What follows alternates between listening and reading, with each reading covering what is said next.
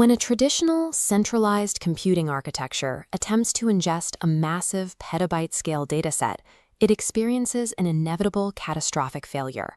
As datasets grow to this immense size, they develop a property known as data gravity.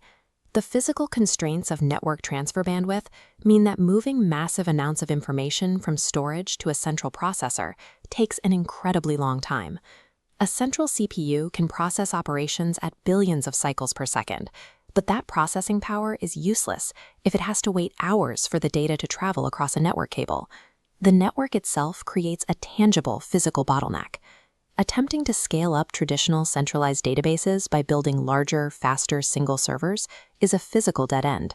Processing big data requires an entirely different architecture. Apache Hadoop and its core processing engine known as the MapReduce framework solve this big data bottleneck directly.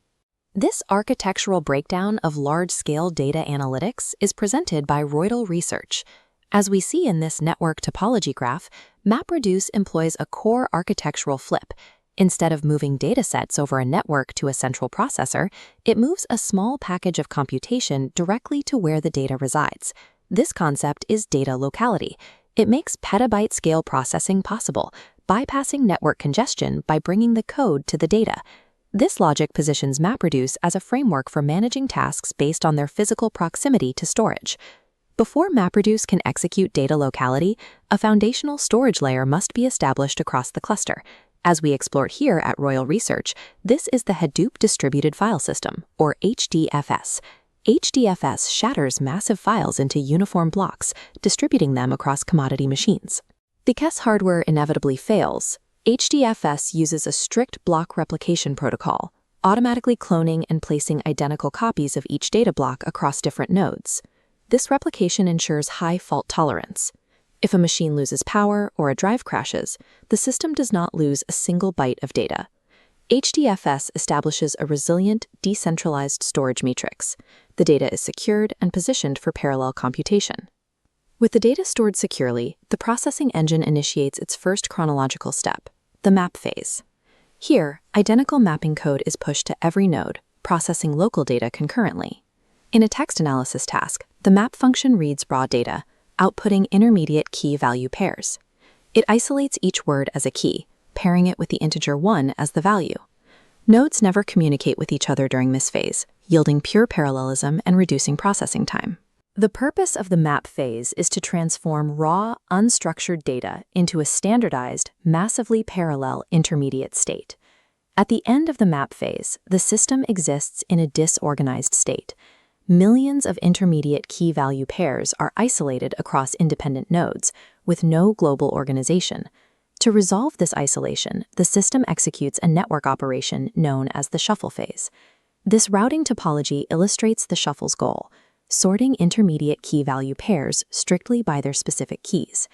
Every instance of a specific key from across the entire cluster must be transferred over the network to arrive at the exact same destination node. Because it relies on network routing instead of local storage, it requires massive synchronization, making the shuffle phase the most likely physical bottleneck in Hadoop. The shuffle phase operates as the necessary tax of distributed computing. It trades the speed of the map phase to achieve globally organized data. After the data is sorted, the processing sequence enters its final operational step, the reduce phase. Once sorted data reaches the target reducer nodes, the reduce function begins aggregating the grouped keys. In our word count example, this local aggregation sums up the occurrences for each word, producing a final output list that translates scattered raw inputs into actionable intelligence. But we must account for hardware failure mid-processing. MapReduce is engineered to handle a node dying while executing a map or reduce task. The central system actively tracks node health. Upon a failure, as illustrated in this grid, the system reassigns the dead node's task to a healthy node, utilizing the replicated HDFS data blocks. The sequence of map, shuffle, and reduce provides a functional operational loop, taking data from raw storage, routing through network synchronization, and outputting fault-tolerant aggregation.